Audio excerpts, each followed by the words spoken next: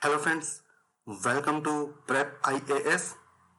Prep IAS में हमारा objective आप लोगों को, जो लोग सिविल सर्विस की तैयारी कर रहे हैं, उन्हें एक ऐसा क्वालिटी प्रिपरेशन मटेरियल अवेलेबल करवाना है जो कि ऑथेंटिक हो, टू द पॉइंट हो एंड रिलेवेंट हो। एंड दोस्तों, हमारे सारे कोर्सेज आप लोगों के लिए फ्री ऑफ कॉस्ट अवेलेबल रहेंगे एंड इन रिटर्न हमें केवल आपका सपोर्ट चाहिए। दोस्तों, आप ज्यादा से ज्यादा नंबर्स में हमारे चैनल्स को, हमारे वीडियोस को लाइक कीजिए, सब्सक्राइब कीजिए एंड अपने फ्रेंड्स में उसको स्प्रेड कीजिए। इसके अलावा दोस्तों, अगर आपका कोई भी डाउट या क्वेरी होती है तो आप कमेंट सेक्शन में लिख के हमसे पूछ सकते हैं।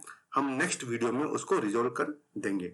चलिए दोस्तों, शुरुआत करते हैं हमारे आज के टॉपिक की, जो है जून 2020 करंट अफेयर्स। और आज का जो हमारा सब्जेक्ट होगा वो है पॉलिटी एंड गवर्नेंस। दोस्तों, आप जानते हैं कि प्रीलिम्स के पॉइंट ऑफ व्यू से पॉलिटी एंड गवर्नेंस काफी इंपॉर्टेंट होता है। आप पिछले 5 साल का ट्रेंड उठा के देख लीजिए, हर साल 20 से 25 क्वेश्चन इस टॉपिक से पूछे जाते हैं। तो दोस्तों, आप गलती से भी इस टॉपिक को आप छोड़ नहीं सकते हैं, आपका काफी नुकसान होगा। तो दोस्तों, चलिए समझते हैं कि जून 2020 में क्या क्या करंट अफेयर्स थे इस सब्जेक्ट को लेके। सबसे पहला था रूल ऑफ लॉ इंडेक्स। दोस्तों, प्रीलिम्स में रिपोर्ट्स काफी इंपॉर्टेंट होती हैं, है ना। नई नई रिपोर्ट्स आती हैं, बहुत सारी ऑर्गेनाइजेशंस हैं जो कि अपनी रिपोर्ट्स पब्लिश करती हैं। हमें उन रिपोर्ट्स के बारे में पता होना चाहिए कि रिपोर्ट का नाम क्या है और कौन सी उसकी ऑर्गेनाइजेशन है जो उसको पब्लिश करती है। तो दोस्तों, यहाँ पे हमारे लिए कौन सी रिपोर्ट आई है? Rule of law index 2020। और इसको कौन रिलीज करता है?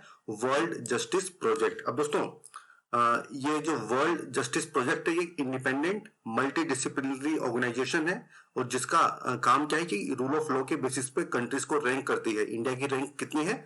69th। अब दोस्तों, ये देखिए कि ये जो रूल ऑफ लॉ मेजर किया जाता है, इसके 8 फैक्टर्स हैं। पहला, constraint on government powers, then absence of corruption, open government, fundamental rights, order and security, regulatory enforcement, civil justice and criminal justice. And दोस्तों, ये जो रिपोर्ट आती है इसमें रूल ऑफ लॉ के 4 यूनिवर्सल प्रिंसिपल्स दिए हुए हैं। सबसे पहला प्रिंसिपल कौन सा है कि the government and its officials are accountable under the law. जो भी कानून होगा उसके अंतर्गत सरकार और उसके ऑफिशियल्स अकाउंटेबल होंगे। सेकंड जो इसका प्रिंसिपल है वो क्या है कि law should be clear, fair and they should protect fundamental rights including the security of persons and property. Third क्या है दोस्तों? जिस प्रोसेस से लॉ बनाया जा रहा है वो प्रोसेस भी एफिशिएंट होना चाहिए, फेयर होना चाहिए। एंड लास्ट प्रिंसिपल क्या है कि justice is delivered by competent authority. ठीक है, इसके अलावा एडिकेट रिसोर्सेज होने चाहिए, है ना।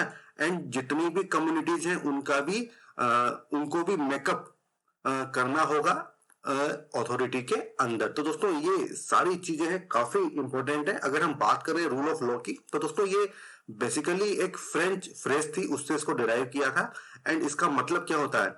It refers to a government based on principles of law and not of man. दोस्तों, अगर हम आसान भाषा में समझें तो किसी एक व्यक्ति का अथॉरिटी नहीं चलेगा, है ना। गवर्नमेंट अपना काम लॉ के बेसिस पे करेगी, ना कि किसी इंडिविजुअल की विम्स के ऊपर। मतलब किसी इंडिविजुअल की मर्जी के आधार पे काम नहीं होगा। काम करने का आधार क्या होगा? Principle of law. अब दोस्तों, अगर हम इंडियन कॉन्स्टिट्यूशन की बात करें तो हमारे प्रियम्बल में justice, liberty, equality, rule of law को ही इंगित करते हैं। एंड दोस्तों, ये प्रिंसिपल दिया था डाइसी ने। आप मुझे कमेंट सेक्शन में बताइए कि रूल ऑफ लॉ का कंसेप्ट किस कंट्री से ओरिजिनेट हुआ था। अब दोस्तों, ये जो रूल ऑफ लॉ है इसके 3 एलिमेंट होते हैं। सबसे पहला एलिमेंट क्या है? Absence of arbitrary power. मतलब no man can be punished except for a breach of law. इसका मतलब क्या हुआ कि किसी भी व्यक्ति को पनिशमेंट नहीं दी जाएगी जब तक वो किसी लॉ को ब्रीच नहीं करेगा। सेकंड प्रिंसिपल क्या है? Equality before law. जी हाँ दोस्तों, सब लोग लॉ के सामने समान रहेंगे। सब पे जो लॉ ऑफ लैंड होगा उसका इक्वल सब्जेक्शन होगा। ठीक है दोस्तों।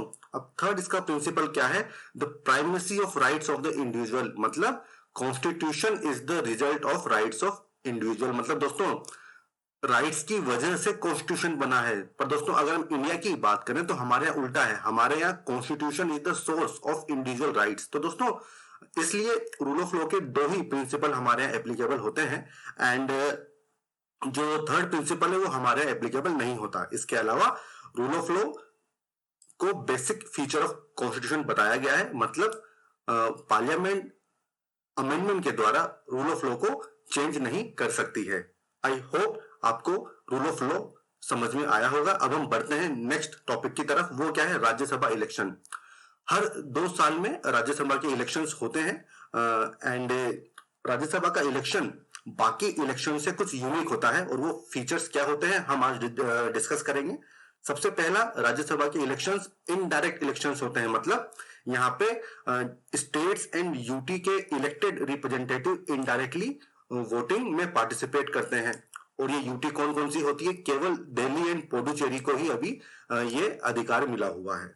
सेकंड जो यूनिक फीचर है वो क्या है कि यहाँ पे वोटिंग सिंगल ट्रांसफरेबल वोट के थ्रू होगी, और कौन सा प्रिंसिपल एप्लीकेबल होता है, प्रिंसिपल ऑफ प्रोपोर्शनल रिप्रेजेंटेशन। यहाँ पे प्रिंसिपल ऑफ मेजोरिटी एप्लीकेबल नहीं होता है। और दोस्तों हम नेक्स्ट स्लाइड में थोड़ा इसको डिटेल में समझेंगे। इसके अलावा नेक्स्ट जो फीचर है वो है कि राज्यसभा के पोल्स में ओपन बैलेट का सिस्टम होता है, बट ये ओपननेस लिमिटेड होती है।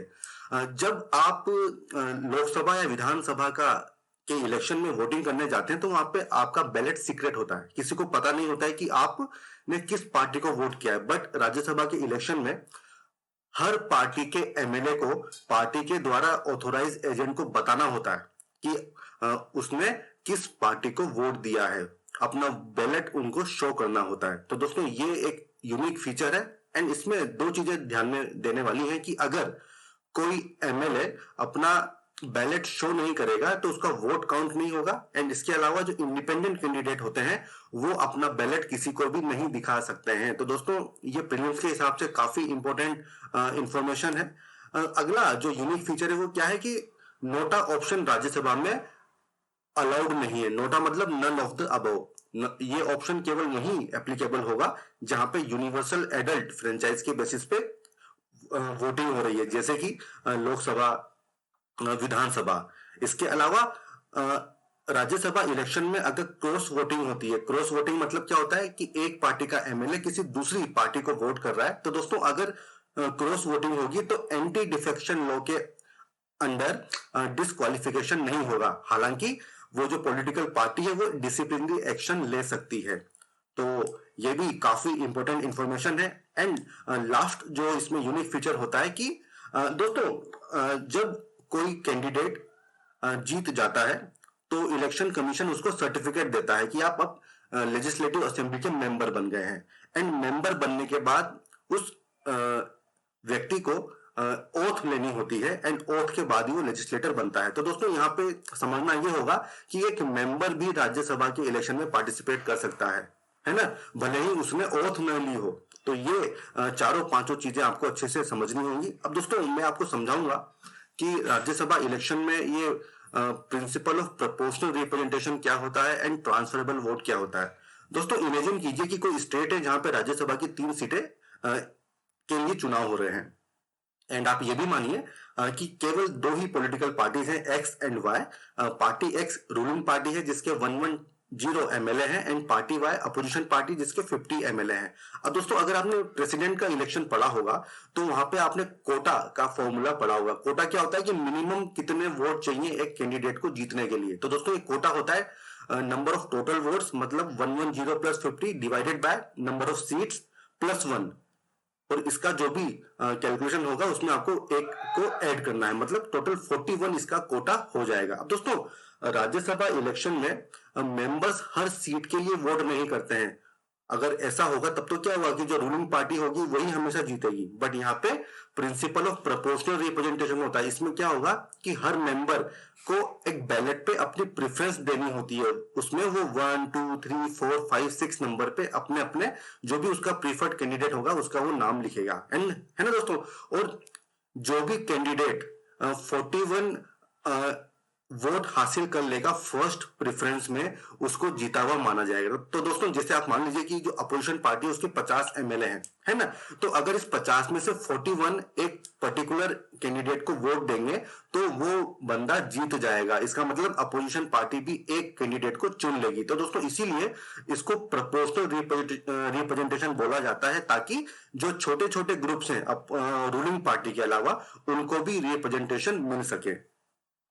अब दोस्तों ये ट्रांसफरेबल वोट क्या होता है? ट्रांसफरेबल वोट दोस्तों, अगर मान लीजिए कि फर्स्ट प्रेफरेंस में रिक्वायर्ड नंबर नहीं मिल रहा है तो फिर जो सेकंड प्रेफरेंस के वोट होंगे उनको ट्रांसफर किया जाता है। ये काफी डिटेल्ड ये प्रोसेस है जिसको हम फिर कभी किसी और टॉपिक में समझेंगे। अब दोस्तों चलिए बात करते हैं हमारे अगले टॉपिक की। वो क्या है? 9th schedule of the constitution. बहुत इंपॉर्टेंट है। फर्स्ट कॉन्स्टिट्यूशनल अमेंडमेंट के द्वारा 1961 में इसको ऐड किया गया था एंड इससे नया आर्टिकल 31 भी जोड़ा गया हमारे संविधान में। आज की डेट में 284 लॉज हैं जो कि इस शेड्यूल में डाले जा चुके हैं। एंड दोस्तों इस आर्टिकल में का पर्पस क्या है? दोस्तों 9th शेड्यूल में ऐसे एक्ट या रेगुलेशन डाले जाते हैं जिनको फंडामेंटल राइट के वायलेशन के बावजूद भी सुप्रीम कोर्ट में चैलेंज नहीं किया जा सकता है। अब दोस्तों इसमें कुछ चीजें हमें समझनी होगी कि आर्टिकल 31B जो है वो रेट्रोस्पेक्टिव ऑपरेशन को भी फॉलो करता है। इसका मतलब क्या हुआ दोस्तों? मान लीजिए कि कोई लॉ जिसको अनकॉन्स्टिट्यूशनल बता दिया गया है एंड उसके बाद गवर्नमेंट ने उसको 9th शेड्यूल में डाल दिया, तब भी दोस्तों वो लॉ उसके कमेंसमेंट से ही वैलिड माना जाएगा। इसको बोला जाता है रेट्रोस्पेक्टिव ऑपरेशन। अब फ्रेंड्स आईआर कोलो केस 2007, उसमें सुप्रीम कोर्ट ने क्या बोला था कि जुडिशियल रिव्यू पे किसी को भी एकदम ब्लैंकेट इम्यूनिटी आप नहीं दे सकते हैं।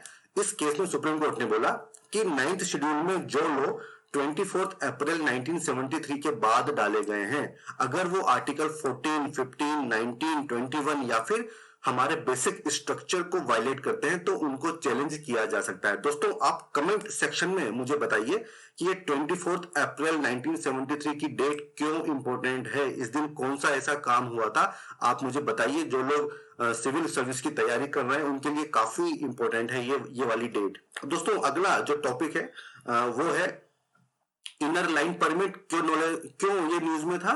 ये जो सिटीजनशिप अमेंडमेंट एक्ट में इनर लाइन परमिट काफी पिक्चर में आया था। तो दोस्तों ये होता क्या है? दोस्तों कुछ स्टेट ऐसे होते हैं जिनको जो कि इनर लाइन परमिट सिस्टम में उनको प्रोटेक्ट किया गया है। अगर कोई इंडियन सिटीजन जो कि उस स्टेट में नहीं रहता है, उस स्टेट को उसको विजिट करना है या स्टे करना है तो उसको इनर लाइन परमिट लेना होता है। ये एक तरह का पास होगा या एक तरह का डॉक्यूमेंट होता है। आज की डेट में 4 ऐसे स्टेट हैं जहां पे आईएलपी सिस्टम लागू होता है, नागालैंड, मिजोरम, मणिपुर एंड अरुणाचल प्रदेश। अब दोस्तों इसका ओरिजिन था जो Bengal eastern frontier regulation act 1873। इसमें क्या था कि क्राउन के कमर्शियल इंटरेस्ट को प्रिवेंट करने के लिए आउटसाइडर्स को इस एरिया में एंट्री रेस्ट्रिक्टेड थी, उनकी एंट्री को रेगुलेट किया जाता था। और आज की डेट में इसका पर्पस क्या है कि जो इंडिजिनस पीपल है ना, उनके इंटरेस्ट को प्रोटेक्ट करने के लिए आईएलपी सिस्टम बनाया गया है। अब दोस्तों ये परमिट कौन इशू करता है? ये स्टेट गवर्नमेंट, जो भी कंसर्न स्टेट गवर्नमेंट है वो ये परमिट इशू करती है। और दोस्तों ये न्यूज में क्यों था? क्योंकि जो सीएए है, सिटीजनशिप अमेंडमेंट एक्ट, वो उन स्टेट में लागू नहीं होगा जहां पे आईएलपी सिस्टम मौजूद है, इसलिए ये काफी न्यूज में है। अब दोस्तों अगला आइटम था language of the judiciary and text of laws. Actually Haryana में एक हरियाणा ऑफिशियल लैंग्वेज एक्ट 2020 बनाया है और इसको सुप्रीम कोर्ट में चैलेंज किया गया है, इसलिए काफी ये न्यूज में था। इसके लिए दोस्तों आपको हमारे संविधान का आर्टिकल 348 पता होना चाहिए। और ये आर्टिकल किस बात से डील करता है? Language of the courts and legislation. तो इसमें साफ साफ बताया गया है कि जब तक पार्लियामेंट कोई लॉ नहीं बनाएगी तब तक सुप्रीम कोर्ट, हाई कोर्ट की सारी प्रोसीडिंग्स अंग्रेजी लैंग्वेज में होगी, है ना। एंड जितने भी bills, act, ordinances, order, rules, regulations, by law central and state level दोनों पे उनके जो ऑथोरेटिव टेक्स्ट होंगे वो भी इंग्लिश लैंग्वेज में होंगे। मतलब ये पावर दी है पार्लियामेंट को। इसके अलावा इसमें 2 सिचुएशन भी दी गई है। वो पहला कि अगर प्रेसिडेंट के प्रायर कंसेंट से किसी स्टेट का गवर्नर चाहे तो वो स्टेट के हाई कोर्ट की प्रोसीडिंग को हिंदी या फिर उस स्टेट की कोई दूसरी ऑफिशियल लैंग्वेज के लिए ऑथोराइज कर सकता है। ठीक है, बट दोस्तों यहाँ पे आपको समझना क्या होगा कि जजमेंट, डिक्री, ऑर्डर ये तब भी अंग्रेजी में ही रहेंगे और इसमें फाइनल पावर किसके पास है? पार्लियामेंट के पास है। ठीक है, अगला जो इसमें सिचुएशन है वो क्या है कि जो स्टेट लेजिस्लेचर है वो भी bills, act, ordinances, order, rules, regulation और बाइल लॉस के सिलसिले में इंग्लिश के अलावा किसी और लैंग्वेज को प्रिस्क्राइब कर सकती है, लेकिन यहाँ पे कंडीशन क्या है कि आपको इंग्लिश लैंग्वेज में ट्रांसलेशन भी पब्लिश करना होगा। तो दोस्तों छोटी छोटी चीजें हैं जिसी पे प्रीलिम्स में क्वेश्चन फंस जाते हैं, आपको इन सबको बारीकी से समझना होगा। जो भी आपको थोड़ा टिपिकल लग रहा है तो आप वीडियो को पॉज कीजिए, स्लाइड को अच्छे से पढ़िए एंड आपके डाउट्स उसमें क्लियर हो जाएंगे। चलिए आगे बढ़ते हैं। नेक्स्ट रिपोर्ट जो न्यूज में थी वो क्या थी? Global trend report. इसको कौन पब्लिश करता है? United nation high commission for refugee. दोस्तों ये इस संस्था को 1950 में बनाया गया था, सेकेंड वर्ल्ड वॉर के बाद। इसका ऑब्जेक्टिव क्या है कि जो रिफ्यूजीज होते हैं उनके राइट्स को प्रोटेक्ट करना, उनके फ्यूचर को बिल्ड करना, उनकी लाइफ को सेव करना, ये सब इस ऑर्गेनाइजेशन का काम होता है। अब दोस्तों इस रिपोर्ट में क्या बताया गया है कि पिछले डिकेड में, है ना, कम से कम 10 करोड़ लोग अपना घर छोड़ने पे मजबूर हुए हैं। इसमें से 40% के आसपास चिल्ड्रन हैं।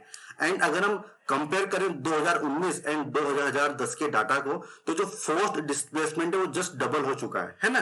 और वर्ल्ड के 80% जो डिस्प्लेस्ड लोग हैं वो उन कंट्री या टेरिटरी से आते हैं जहां पे एक्यूट वाटर स्कैरसिटी है, फूड इनसिक्योरिटी है एंड माल न्यूट्रिशन है। इसके अलावा दोस्तों Syria, Venezuela, Afghanistan, south Sudan and Myanmar, 2/3 लोग इन कंट्री से बिलोंग करते हैं। एंड दोस्तों अगर हम इंडिया की बात करें तो बाय द एंड ऑफ 2019 हमारे यहाँ पे तकरीबन 2 लाख लोग हैं जो रिफ्यूजी का स्टेटस जिनको मिला हुआ है। अगला न्यूज आइटम क्या? Custodial violence. क्यों न्यूज में था? क्योंकि तमिलनाडु में एक सन और उसके फादर को कस्टडी में उनकी डेथ हुई थी, इसलिए ये न्यूज में था। तो दोस्तों कस्टोडियल वायलेंस क्या होती है? जब जुडिशियल या पुलिस कस्टडी में किसी व्यक्ति के साथ मेंटल या फिजिकल टॉर्चर किया जाता है, भले रेप हो, डेथ हो, टॉर्चर हो, तो उसको कस्टोडियल वायलेंस बोलते हैं। इस में कौन सा सुप्रीम कोर्ट का केस फेमस है? Ramamurthy versus state of Karnataka, 96 का केस है। इसमें कहा था कि ये अगेंस्ट आर्टिकल 21 है। आर्टिकल 21 क्या है? Right to life. इसके अलावा दोस्तों इसमें 2 इंटरनेशनल कोवेनेंट है। पहला कौन सा है? International covenant on civil and political rights. India ने इसको साइन भी किया है एंड रेटिफाई भी किया है। बट जो दूसरा कन्वेंशन है वो क्या है? Convention against torture. इसको साइन तो किया है इंडिया ने, बट इसको अभी तक रेटिफाई नहीं किया। तो दोस्तों काफी इंपॉर्टेंट क्वेश्चन है प्रीलिम्स के लिए। इसके अलावा डीके बासु जजमेंट 97 का जजमेंट है, ये कस्टोडियल वायलेंस को लेके ही है। इसमें सुप्रीम कोर्ट ने 11 पॉइंट डायरेक्शंस इशू की थी और किस सिलसिले में इशू की थी कि जब किसी व्यक्ति की अरेस्ट किया जाता है तो उस केस में किसकी क्या रिस्पॉन्सिबिलिटी होगी और किस तरह से इस पूरे प्रोसेस को ट्रांसपेरेंट बनाया जाए, इसके लिए सुप्रीम कोर्ट ने 97 में 11 पॉइंट डायरेक्शन दी थी। दोस्तों अगला न्यूज आइटम है आर्टिकल 371A। ये क्यों न्यूज में था? क्योंकि नागालैंड के गवर्नर ने ये स्टेटमेंट दिया था कि स्टेट में लॉ एंड ऑर्डर की समस्या हो रही है एंड वो आर्टिकल 371A को रिवोक करेंगे। तो दोस्तों आर्टिकल 371A नागालैंड के लिए कुछ इसमें स्पेशल प्रोविजंस दिए हुए हैं। ये ओरिजिनल संविधान में नहीं था, इसको 1962 में 13वें संविधान संशोधन के द्वारा जोड़ा गया था। इसमें देखिए क्या पॉइंट्स दिए गए हैं कि पार्लियामेंट के बनाए गए कानून, है ना, इन फॉलोइंग केसेस में नागालैंड में एप्लीकेबल नहीं होंगे अनलेस स्टेट लेजिस्लेटिव असेंबली उसको अप्रूव करती है। कौन कौन से इसमें मैटर्स दिए हुए हैं? जैसे कि रिलीजियस और social practice of Nagas, Naga के customary law and procedure, administration of civil and criminal justice, इसके अलावा ownership and transfer of land and its resources. अब दोस्तों इसका जो सेक्शन जो इसका क्लोज बी है वो क्या बोलता है कि लॉ एंड ऑर्डर की स्पेशल रिस्पॉन्सिबिलिटी किसको दी गई? गवर्नर ऑफ नागालैंड को। तो दोस्तों इसी क्लोज के अंतर्गत गवर्नर ने वो स्टेटमेंट दिया था कि वो आर्टिकल 371A को रिवोक करने वाले हैं। अब दोस्तों अगला जो आइटम था वो क्या था कि रिजर्वेशन हमेशा न्यूज में रहता है। तो दोस्तों ये जो रिजर्वेशन है ये आपका फंडामेंटल राइट नहीं है।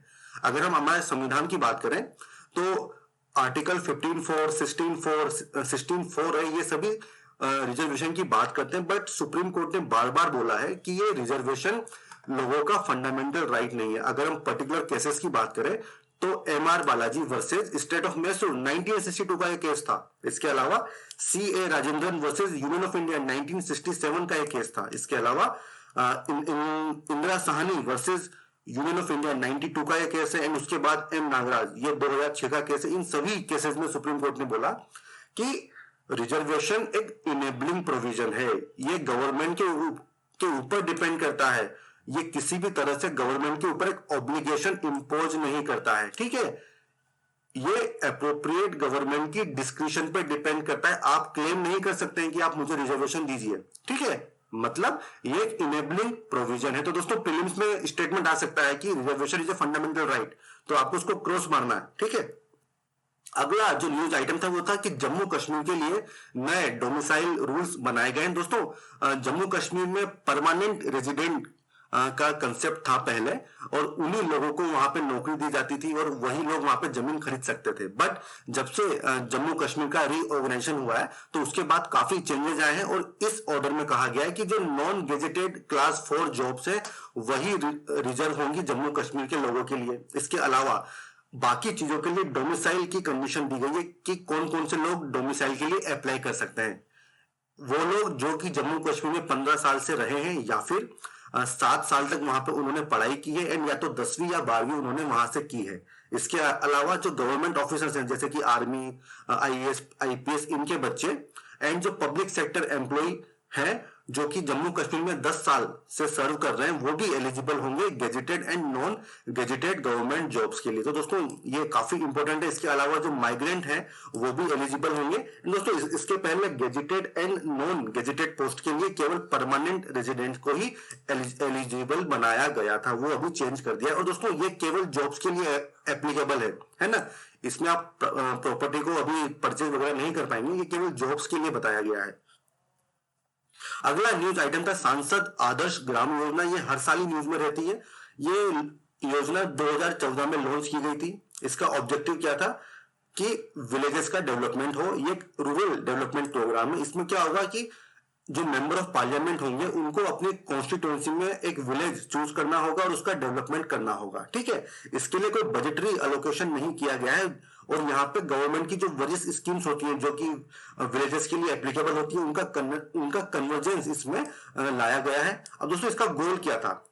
दोस्तों 2014 की स्कीम थी। इसका गोल ये था कि मार्च 2019 तक आपको 3 आदर्श ग्राम, जिसको अंग्रेजी में बोलेंगे मॉडल विलेजेस, वो आपको डेवलप करने थे, और इसमें से एक आपको 2016 में अचीव करना है। और इसके बाद जब ये टारगेट अचीव हो जाएगा तो उसके बाद 2019 से लेकर 2024 मतलब इन 5 सालों में हर साल आपको एक नया आदर्श ग्राम जो है वो उसको डेवलप करना होगा। ठीक है दोस्तों। अब दोस्तों देखिए, जैसा कि मैंने आपको पहले बताया था कि इसमें अलग से कोई फंड्स अलोकेट नहीं किए जाते हैं। तो इसमें फंड कहां से आएंगे कि जो ऑलरेडी एग्जिस्टिंग स्कीम्स हैं जैसे कि इंदिरा आवास योजना, प्रधानमंत्री ग्राम सड़क योजना, वहां से फंड आते हैं। साथ ही साथ जो एमपी लाड स्कीम है वहां से फंड आप यूज कर सकते हो। ग्राम पंचायत का खुद का रेवेन्यू होगा उसको आप यूज कर सकते हो। सेंट्रल स्टेट फाइनेंस कमीशन की ग्रांट आप यूज कर सकते हैं। And corporate social responsibility funds उसको भी आप इसमें यूज कर सकते हो। फ्रेंड्स सेकंड जो बहुत इंपॉर्टेंट स्कीम है वो क्या है? एमपी लाड। ये हमेशा आपको न्यूज में देखने को मिलेगी। इसकी फुल फॉर्म क्या है? Member of parliament local area development scheme. ये स्कीम 93 में लाई गई थी। उस समय इसको मिनिस्ट्री ऑफ रूरल डेवलपमेंट के अंतर्गत रखा गया था। ठीक है, लेकिन 94 में इसको ट्रांसफर कर दिया, इसकी मिनिस्ट्री चेंज कर दी, और आज की डेट में इसकी मिनिस्ट्री कौन सी है?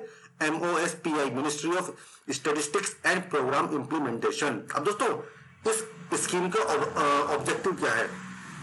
इसमें जो मेंबर ऑफ पार्लियामेंट होते हैं वो डेवलपमेंटल नेचर के वर्क को रिकमेंड करते हैं, है ना, ताकि ड्यूरेबल कम्युनिटी असेट्स का क्रिएशन हो सके। अब दोस्तों इसमें जो ड्यूरेबल असेट होंगे वो क्या क्या है? जैसे ड्रिंकिंग वाटर हो गया, प्राइमरी एजुकेशन हो गया, पब्लिक हेल्थ हो गया, सैनिटेशन हो गया, रोड हो गया।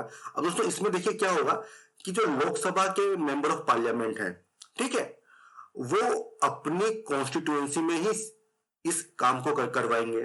ठीक है, जो राज्यसभा के इलेक्टेड मेंबर्स है वो स्टेट में कोई भी एरिया चुन सकते हैं, और स्टेट कौन सा जहां से वो चुन के आए हैं। इसके अलावा जो राज्यसभा एंड लोकसभा के जो नॉमिनेटेड मेंबर्स होते हैं वो पूरे कंट्री में कहीं पर भी वर्क को रिकमेंड कर सकते हैं, ये आपको पता होना चाहिए।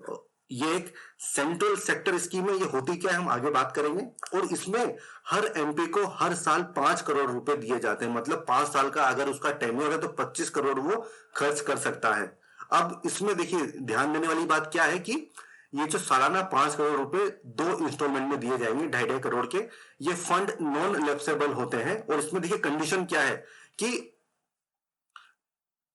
सालाना एक एमपी को अपने एमपी लैड इंटाइटलमेंट का 15% का काम एससी पॉपुलेशन के लिए एंड 7.5% काम एसटी पॉपुलेशन के लिए रिकमेंड करना होगा, है ना। इसके अलावा एक जो एमपी होता है वो ट्रस्ट या पब्लिक फंड में 1 करोड़ तक डोनेट कर सकता है। और दोस्तों ये स्कीम शुरुआत में सेंट्रल लेवल पे लाई गई थी, लेकिन बाद में इसको स्टेट गवर्नमेंट ने भी इसको अडॉप्ट किया और उसमें कुछ चेंजेस करके इसको अडॉप्ट भी किया हुआ है। अब दोस्तों यहाँ पे देखिए जो एमपी होता है उसका रोल केवल रिकमेंडेशन देने का होता है, उसके अलावा बाकी सारा काम डिस्ट्रिक्ट अथॉरिटी का होता है, मतलब किसको काम मिलेगा, है ना, और उसका पेमेंट कब होगा, ये सब चीजें डिस्ट्रिक्ट अथॉरिटी ही डिसाइड करेगी। और इसमें जो फंडिंग होगी वो एमपी या एमएलए के अकाउंट में नहीं जाएगी, वो डायरेक्ट सेंटर से डिस्ट्रिक्ट अथॉरिटी के अकाउंट में ट्रांसफर होती है। लेकिन दोस्तों ये स्कीम क्यों न्यूज में रहती है, क्योंकि फ्रेंड्स आप देखिए यहाँ पे एक तरह का बायस है। आप जानते हैं कि हमारे यहाँ पे लेजिस्लेचर एंड एग्जीक्यूटिव इनके काम अलग अलग डिफाइन किए गए हैं, पर ये देखिए जो एमपी लैड है ये एक तरह का एग्जीक्यूटिव का काम है जो कि एक लेजिस्लेचर कर रहा है। तो इसमें क्या होगा, एक तरह का बायस आएगा, क्योंकि आप देखिए एक लेजिस्लेचर का मेन फंक्शन है कि वो एग्जीक्यूटिव को अकाउंटेबल बनाए, पर अगर वो खुद इस स्कीम का फायदा ले रहा है तो वो किस तरह से एग्जीक्यूटिव को अकाउंटेबल बना सकता है। तो यहाँ पे जो ये सेपरेशन है ये एक तरह से डाइल्यूट होता है। तो दोस्तों ये इसलिए ये स्कीम काफी न्यूज में रहती है। अब हम बात करेंगे सेंट्रल सेक्टर स्कीम की। ये होती क्या है, ये सेंट्रल गवर्नमेंट के द्वारा 100% फंडेड होती है। इसको इंप्लीमेंट करता है सेंट्रल गवर्नमेंट की मशीनरी, और मेनली जो यूनियन लिस्ट के आइटम होते हैं उसी पे इस स्कीम को बनाया जाता है। For example Bharat net, Namami Ganga etcetera. इसके अलावा जो सेंट्रली स्पॉन्सर्ड स्कीम्स होती हैं, यहाँ पे क्या होगा कि सेंटर स्टेट फंड्स को शेयर करते हैं, और ये इसमें रेशो होगा या तो 90:10, 60:40, और जो भी बल्क जो भी मेजर पोर्शन होगा वो हमेशा सेंटर शेयर करेगा। और दोस्तों ये इसको स्टेट इंप्लीमेंट करते हैं, और इसमें देखिए आप आर्टिकल 282 ऑफ द कॉन्स्टिट्यूशन आप इसको पढ़िए और देखिए कि ये स्कीम क्या इस आर्टिकल से कोई कनेक्शन है क्या इसका। और दोस्तों इसमें मेनली स्टेट लिस्ट के आइटम कवर किए जाते हैं। अब अगला हमारा टॉपिक है पीएम केयर्स फंड। कोविड के टाइम पे इसको बनाया गया था, हमेशा न्यूज में रहता है। और ये न्यूज में क्यों था, क्योंकि प्राइम मिनिस्टर ऑफिस ने स्टेटमेंट दिया है कि ये पब्लिक अथॉरिटी नहीं है, इसलिए ये आरटीआई एक्ट के अधीन नहीं आएगा। अब दोस्तों आरटीआई एक्ट 2005 का सेक्शन 2H काफी इंपॉर्टेंट हो जाता है, क्योंकि ये डिफाइन करता है कि पब्लिक अथॉरिटी क्या होगी। इसमें बताया गया है कि body established by the constitution, body established by any law made by the parliament, body established by law made by state legislature, ये सब पब्लिक अथॉरिटी होगी। एंड दोस्तों ये जो पीएम केयर फंड है ये इन 3 कैटेगरी में नहीं आता है। इसके अलावा क्या कैटेगरी दी गई है, बॉडीज established by नोटिफिकेशन और order issued by the government and includes a body owned, controlled, substantially financed by funds provided by the government. दोस्तों इस श्रेणी में लोग कहते हैं कि इसमें आ रहा है, इसलिए ये एक पब्लिक अथॉरिटी है। अब दोस्तों जो national stock exchange of India limited versus central information commission, इस केस में दिल्ली हाई कोर्ट ने कहा था कि ये जो 3 कंडीशन है कि owned, controlled and substantially finance, ये तीनों डिस्टिंक्ट है, मतलब अलग अलग कंडीशन है। अगर इन तीनों में से कोई भी एक कंडीशन सेटिस्फाई हो जाती है तो उस बॉडी को पब्लिक अथॉरिटी डिक्लेयर किया जा सकता है। अब दोस्तों क्यों ऐसा बोला जा रहा है कि भाई पीएम केयर फंड जो है ये एक तरह की पब्लिक अथॉरिटी, क्योंकि देखिए इस पे देखिए गवर्नमेंट का सब्सटेंशियल कंट्रोल है इसके फंड्स के ऊपर। आप अगर इसका स्ट्रक्चर देखेंगे तो इसके चेयरपर्सन प्राइम मिनिस्टर हैं, और जो ट्रस्टी के बोर्ड मेंबर है उसमें minister of defence, minister of home affairs, इन सबको जगह दी गई है। इसके अलावा जो एडवर्टाइजमेंट है पीएम केयर फंड के लिए वो बजट के अलोकेशन के बेसिस पे किया जा रहा है। इसके अलावा इसके अलावा आप देखिए कि जो पीएम केयर की वेबसाइट है उस पर gov.in डोमेन को यूज किया जा रहा है। इसके अलावा प्राइम मिनिस्टर ऑफिस इसके लिए अपील कर रहा है, प्राइम मिनिस्टर की फोटो लगाई जा रही है। तो ये सब चीजें इस दिशा में इंगित करती हैं कि ये एक पब्लिक अथॉरिटी है। तो दोस्तों इसका फाइनल डिसीजन तो कोर्ट के द्वारा ही आएगा, तो हमें उसका वेट करना चाहिए। अब जो अगला आइटम था वो क्या था कि डिलिमिटेशन कमीशन क्यों न्यूज में है, क्योंकि रिसेंटली लोकसभा स्पीकर ने 15 एमपी को नॉमिनेट किया है। किसके लिए? Associated member for delimitation commission. अब दोस्तों ये कहां पे होना है? जम्मू कश्मीर, असम, मणिपुर, नागालैंड एंड अरुणाचल प्रदेश के लिए होना है। अब दोस्तों ये डिलिमिटेशन कमीशन का काम क्या होता है? दोस्तों हर सेंसस के बाद लोकसभा एंड विधानसभा की कॉन्स्टिट्यूंसी को रीड्रॉ करना होता है। तो इसके लिए government of India delimitation commission बनाती है। अगर हम आर्टिकल देखें तो आर्टिकल 82 ये लोकसभा के लिए है एंड आर्टिकल 170 ये राज्यसभा के लिए होता है। अब दोस्तों राज्यसभा में एंड सॉरी दोस्तों आर्टिकल 82 है लोकसभा के लिए एंड आर्टिकल 170 है विधानसभा के लिए। राज्यसभा के लिए कोई कंसेप्ट नहीं है डिलिमिटेशन का। ठीक है दोस्तों, अब देखिए ये जो डिलिमिटेशन कमीशन होता है इसमें 3 मेंबर होते हैं। पहला मेंबर कौन होगा? जो उसका चेयरपर्सन होगा वो एक ऐसा बंदा जो कि या तो सुप्रीम कोर्ट का जज हो या जज बनने के लायक हो। दूसरा बंदा या तो सीईसी होगा या इलेक्शन कमिश्नर होगा। तीसरा बंदा कौन होता है? जो एसईसी होगा, जिस स्टेट में डिलिमिटेशन हो रहा है उसका जो एसईसी होगा वो इसका एक्स ऑफिशियो मेंबर होता है। और आज तक 4 बार डिलिमिटेशन कमीशन बनाया जा चुका है, 52 में, 63 में, 73 में एंड 2002 में। अब दोस्तों इसके अलावा देखिए अभी 6 मार्च को डिलिमिटेशन कमीशन बनाया गया था गवर्नमेंट के द्वारा। और यहाँ पे देखिए हमें क्या चीज समझनी होगी कि जम्मू कश्मीर के केस में जो डिलिमिटेशन होगा वो जम्मू कश्मीर रीऑर्गेनाइजेशन एक्ट के द्वारा होगा, जबकि असम, अरुणाचल प्रदेश, मणिपुर एंड नागालैंड में ये 2002 के एक्ट के बेसिस पे होगा। ये क्वेश्चन प्रीलिम्स में पूछा जा सकता है। अब दोस्तों ये एसोसिएट मेंबर्स क्या होते हैं? ये बेसिकली मेंबर ऑफ पार्लियामेंट होंगे या फिर स्टेट लेजिस्लेटिव असेंबली के मेंबर होते हैं। और ये डिलिमिटेशन कमीशन के साथ इनको टाई अप कर दिया जाता है और ये उनकी हेल्प करते हैं। अब दोस्तों जम्मू कश्मीर के डिलिमिटेशन में 2011 के सेंसस का यूज किया जाएगा। ये मोस्ट इंपोर्टेंट इंफॉर्मेशन है आपके लिए। और बाकी के लिए 2001 के सेंसस को यूज किया जाएगा। दोस्तों आप जानते हैं कि जो फ्यूचर डिलिमिटेशन है वो कब होना है? 2031 सेंसस के बेसिस पे होगा।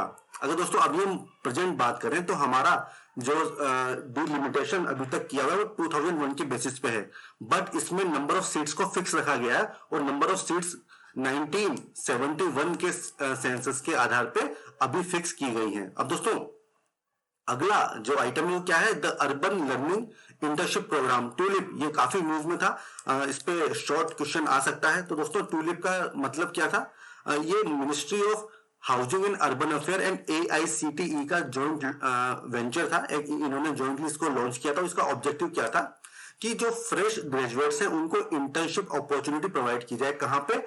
अर्बन लोकल बॉडीज में एंड स्मार्ट सिटी के अंतर्गत। अब दोस्तों इसमें कौन कौन मतलब एलिजिबल होंगे? वो लोग जिन्होंने पिछले 18 महीने में अपना फाइनल ईयर कंप्लीट किया है। तो दोस्तों काफी इंपॉर्टेंट होगा इस प्रीलिम्स के लिए। और इसका देखिए इसका अपना कोई बजट नहीं है। अब अगला जो न्यूज थी वो क्या थी दोस्तों? Urban mission. इसकी 5th एनिवर्सरी अभी हुई है। अर्बन मिशन कौन से थे? 3 थे। संबंधित मिनिस्ट्री कौन सी है? MOHUA, ministry of housing and urban affairs. पहला इसमें मिशन है प्रधानमंत्री आवास योजना, जिसका टारगेट क्या था कि बाय 2022 हाउसिंग फॉर ऑल हो जाए, है ना। इसमें दोस्तों लाइट हाउस प्रोजेक्ट अभी काफी न्यूज में है, आप इसको अच्छे से पढ़िए। इसके अलावा जो सेकंड इसमें काफी इंपॉर्टेंट है वो क्या है? अंगीकार कैंपेन। ये भी इस मिशन का ही पार्ट है। अगला जो मिशन था वो क्या था? Atal mission for rejuvenation and urban transformation, Amrut इसको बोलते हैं। दोस्तों इसका ऑब्जेक्टिव क्या था? To ensure universal water supply. 500 cities में इसको किया गया था। अगला जो मिशन था वो क्या था, स्मार्ट सिटी मिशन। इसमें क्या होगा कि आपको अर्बन इंफ्रास्ट्रक्चर को स्ट्रेंथन करना है, स्मार्ट सॉल्यूशंस प्रोवाइड कराने हैं। ये 100 सिटीज में इसको कवर किया गया है। और इसमें देखिए इसमें 4 स्ट्रेटेजिक कंपोनेंट्स है। पहला क्या है, रेट्रोफिटिंग, दूसरा क्या है, रीडेवलपमेंट, तीसरा greenfield development and then pan city initiative, ताकि स्मार्ट सॉल्यूशंस प्रोवाइड किए जा सके। अब दोस्तों अगला स्कीम जो न्यूज में थी वो क्या थी, पीएम स्वनिधि, मतलब प्रधानमंत्री स्ट्रीट वेंडर्स आत्मनिर्भर निधि। दोस्तों कोविड के टाइम पे इसको बनाया गया था। इसके संबंधित मिनिस्ट्री कौन सी है, ministry of housing and urban affairs. और इस स्कीम के माध्यम से स्ट्रीट वेंडर्स को अफोर्डेबल लोन्स दिए जाएंगे। ये एक तरह की special micro credit facility scheme है। अब दोस्तों इसमें क्या हुआ कि कोविड-19 क्राइसिस के टाइम पे जो स्ट्रीट वेंडर्स हैं वो अपना काम कर सकें, अपना जीवन यापन कर सकें, इसके लिए उनको लोन इस स्कीम के माध्यम से दिया जाएगा। दोस्तों इसमें क्या होगा कि 10,000 रुपए तक का वर्किंग कैपिटल लोन दिया जाएगा। और अगर आप टाइमली उसको रीपे करते हैं तो आपको आपको इंटरेस्ट सब्सिडी दी जाएगी, है ना। तो दोस्तों ये काफी इंपॉर्टेंट स्कीम है हमारे प्रीलिम्स के लिए। अगला न्यूज था खेलो इंडिया। क्यों न्यूज में था, क्योंकि खेलो India state centre of excellence बनाए गए हैं। ठीक है दोस्तों, ये किसने बनाया है, स्पोर्ट्स मिनिस्ट्री में बनाए गए हैं। ठीक है, और इसका ऑब्जेक्टिव क्या है कि जो स्टेट और यूटी में एग्जिस्टिंग ट्रेनिंग सेंटर है उसका लेवल वर्ल्ड स्टैंडर्ड के लेवल पे उसको बनाया जाए। इसमें क्या होगा, हर स्टेट एंड यूटी में से एक ट्रेनिंग सेंटर को चूज किया जाएगा और उसको डेजिग्नेट किया जाएगा KISC, मतलब खेलो India state centre of excellence. ठीक है, मतलब उसमें उसके इंफ्रास्ट्रक्चर को स्ट्रेंथन किया जाएगा। अब दोस्तों इसमें वायबिलिटी गैप फंडिंग का प्रावधान है। ठीक है, इसकी इंप्लीमेंटिंग एजेंसी कौन सी है, जो भी रिस्पेक्टिव स्टेट या यूटी है उसका स्पोर्ट्स डिपार्टमेंट होगा। इसके अलावा दोस्तों ये जो प्रोजेक्ट है ये किस स्कीम का पार्ट है, India pursuit for excellence in Olympics. ये भी काफी इंपॉर्टेंट होगा। अब दोस्तों ये जो खेलो इंडिया स्कीम है इसको लॉन्च किया था, क्यों, ताकि इंडिया में ग्रास रूट लेवल पे स्पोर्ट कल्चर को रिवाइव किया जा सके। इसमें क्या होगा, एनुअल स्पोर्ट कॉम्पिटिशन होते हैं, मास पार्टिसिपेशन होता है यूथ का। इसमें कंपटीशन के थ्रू टैलेंट को आइडेंटिफाई किया जाता है, उसको नर्चर एंड गाइडेंस और उसको गाइड किया जाता है। साथ ही साथ स्पोर्ट्स इंफ्रास्ट्रक्चर को क्रिएट किया जाएगा, है ना दोस्तों। तो ये सारी चीजें हैं जो आपको पता होनी चाहिए। अगला स्कीम है गरीब कल्याण रोजगार अभियान। ये भी अभी कोविड के टाइम पे प्राइम मिनिस्टर ने बिहार से इसको लॉन्च किया था। और इसका ऑब्जेक्टिव क्या था कि जो कोविड-19 के टाइम पे जो माइग्रेंट्स वापस अपने गांव में आ रहे हैं उनको वहीं पे काम दिया जाए, ये इसका ऑब्जेक्टिव था। ये एक तरह की एम्प्लॉयमेंट कम रूरल पब्लिक वर्क कैंपेन है जिसमें 50,000 करोड़ का बजट दिया गया है। इसमें 125 दिन का काम आपको मिलेगा और इसमें 6 स्टेट के 116 डिस्ट्रिक्ट कवर किए गए हैं। ये स्टेट कौन कौन से हैं, Bihar, UP, MP, Rajasthan, Jharkhand and Orissa. और दोस्तों इसमें 27 एस्पिरेशनल डिस्ट्रिक्ट भी शामिल हैं। अगर आप देखें तो ये 2/3 माइग्रेंट वर्कर को कवर करती है ये वाली स्कीम। दोस्तों इसमें आपको क्या फाइबर वर्क दिया जाएगा, आपको इंफ्रास्ट्रक्चर क्रिएट करना है। यहाँ पे हाई स्पीड और नेट की फैसिलिटी भी होगी, मतलब फाइबर लेइंग का भी इसमें काम आपको करना होगा। दोस्तों इसकी मिनिस्ट्री कौन सी है, ये मल्टी मिनिस्ट्रियल एफर्ट है जिसमें जो नोडल मिनिस्ट्री है वो है मिनिस्ट्री ऑफ रूरल डेवलपमेंट। इसके अलावा जो दूसरी मिनिस्ट्री है कौन सी, पंचायती राज, रोड ट्रांसपोर्ट, माइंस, वो सब भी इसमें शामिल है। और दोस्तों ये योजना प्रधानमंत्री गरीब कल्याण योजना का पार्ट है। अगला जो न्यूज थी वो क्या थी, स्वदेश। दोस्तों इसका फुल फॉर्म क्या है, skilled worker arrival database for employment support. नाम से ही पता चल रहा है कि ये किस लिए इस स्कीम को बनाया गया था। दोस्तों वंदे भारत मिशन के तहत जो इंडियन सिटीजन भारत में वापस लौट रहे हैं, इस स्कीम के माध्यम से उनकी स्किल को मैप किया जाएगा, उनका डाटाबेस बनाया जाएगा और फिर उनको सुटेबल जॉब अपॉर्चुनिटी दी जाएगी। ठीक है दोस्तों, अब इसमें कौन कौन सी मिनिस्ट्री शामिल है, ministry of skill development and entrepreneurship, ministry of civil aviation and ministry of external affairs, ये सब मिनिस्ट्री इसमें शामिल है। अब दोस्तों इसको कौन इंप्लीमेंट करेगा, नेशनल स्किल डेवलपमेंट कॉर्पोरेशन। ये क्या होती है, चलिए हम इसके बारे में जानते हैं। दोस्तों ये एक तरह की not for profit public limited company है जिसको 2008 में बनाया गया था और इसको मिनिस्ट्री ऑफ फाइनेंस ने सेटअप किया था as a public private partnership. दोस्तों कमेंट सेक्शन में मुझे बताइए कि पब्लिक प्राइवेट पार्टनरशिप क्या होती है। दोस्तों इसमें देखिए 49% शेयर जो है वो गवर्नमेंट ऑफ इंडिया के हैं एंड जो 51% शेयर है वो प्राइवेट सेक्टर के हैं और इसका काम क्या है, स्किल डेवलपमेंट को प्रमोट करना। इसके लिए इस एजेंसी को बनाया गया था। अब दोस्तों अगला जो स्कीम थी वो जो हमें पता होनी चाहिए वो है वंदे भारत मिशन। इसमें स्वदेश में इसका